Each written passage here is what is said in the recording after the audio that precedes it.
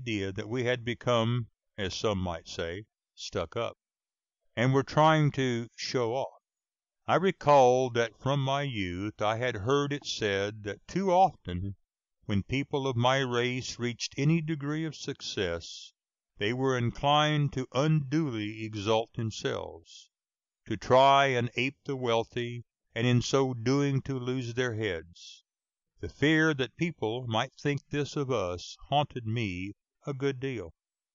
Then, too, I could not see how my conscience would permit me to spare the time from my work and be happy.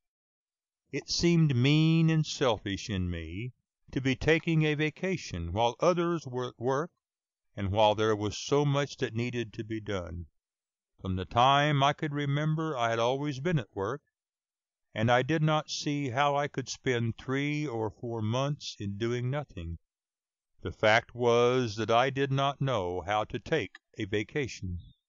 Mrs. Washington had much the same difficulty in getting away, but she was anxious to go because she thought that I needed the rest. There were many important national questions bearing upon the life of the race which were being agitated at that time, and this made it all the harder for us to decide to go.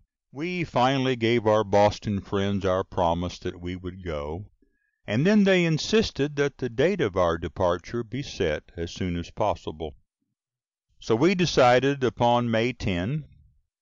My good friend Mr. Garrison kindly took charge of all the details necessary for the success of the trip, and he, as well as other friends, gave us a great number of letters of introduction to people in France and England, and made other arrangements for our comfort and convenience abroad. Good-byes were said at Tuskegee, and we were in New York May 9, ready to sail the next day. Our daughter, Portia, who was then studying in South Framingham, Massachusetts, came to New York to see us off.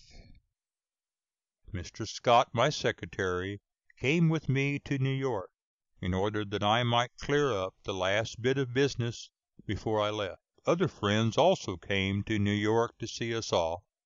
Just before we went on board the steamer another pleasant surprise came to us in the form of a letter from 2 generous ladies, stating that they had decided to give us the money with which to erect a new building to be used in properly housing all our industries for girls at Tuskegee. We were to sail on the Friesland of the Red Star Line, and a beautiful vessel she was. We went on board just before noon, the hour of sailing. I had never before been on board a large ocean steamer, and the feeling which took possession of me when I found myself there is rather hard to describe. It was a feeling, I think, of all mingled with delight. We were agreeably surprised to find that the captain, as well as several of the other officers, not only knew who we were, but was expecting us and gave us a pleasant greeting. There were several passengers whom we knew, including Senator Sewell of New Jersey, and Edward Marshall, the newspaper correspondent. I had just a little fear that we would not be treated civilly by some of the passengers.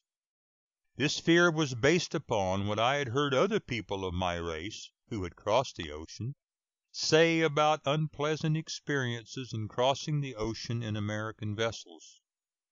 But in our case, from the captain down to the most humble servant, we were treated with the greatest kindness. Nor was this kindness confined to those who were connected with the steamer. It was shown by all the passengers also. There were not a few Southern men and women on board, and they were as cordial as those from other parts of the country. As soon as the last good-byes were said, and the steamer had cut loose from the wharf, the load of care, anxiety, and responsibility which I had carried for 18 years began to lift itself from my shoulders at the rate, it seemed to me, of a pound a minute.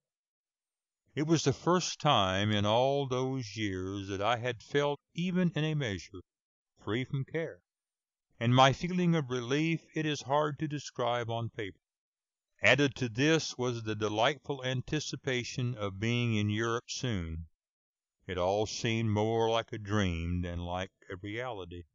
Mr. Garrison had thoughtfully arranged to have us have one of the most comfortable rooms on the ship. The second or third day out I began to sleep, and I think that I slept at the rate of 15 hours a day during the remainder of the 10 days' passage. Then it was that I began to understand how tired I really was. These long sleeps I kept up for a month after we landed on the other side. It was such an unusual feeling to wake up in the morning and realize that I had no engagements, did not have to take a train at a certain hour, did not have an appointment to meet someone, or to make an address at a certain hour. How different all this was from the experiences that I have been through when traveling, when I have sometimes slept in 3 different beds in a single night.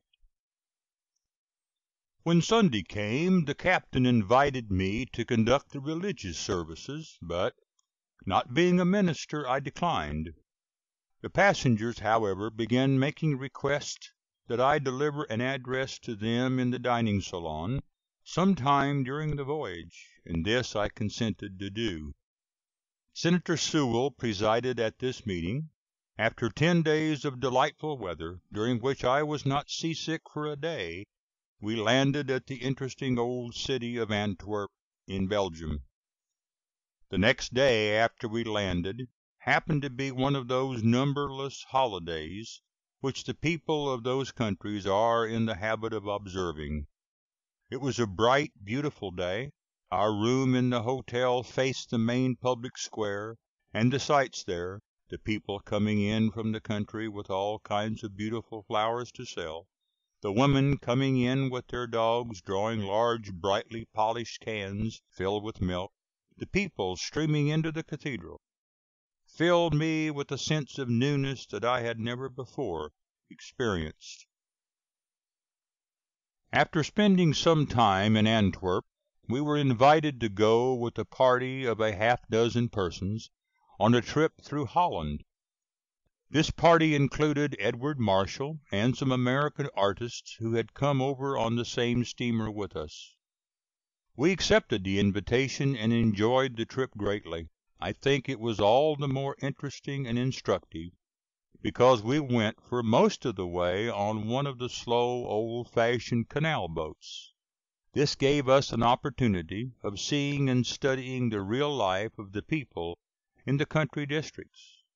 We went in this way as far as Rotterdam, and later went to The Hague, where the peace conference was then in session, and where we were kindly received by the American representatives.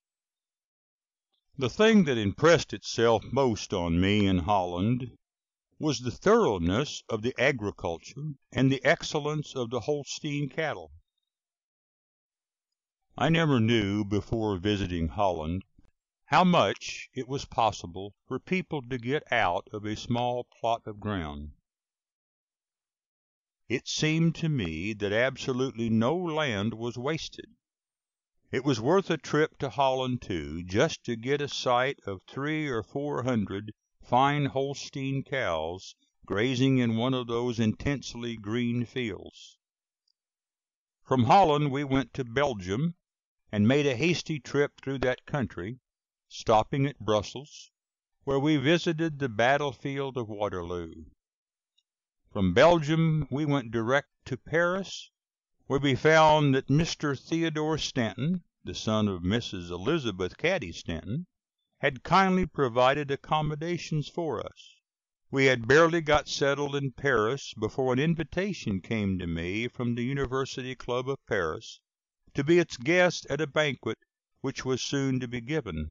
The other guests were ex-President Benjamin Harrison and Archbishop Ireland, who were in Paris at the time. The American Ambassador General Horace Porter presided at the banquet. My address on this occasion seemed to give satisfaction to those who heard it. General Harrison kindly devoted a large portion of his remarks at dinner to myself and to the influence of the work at Tuskegee on the American race question.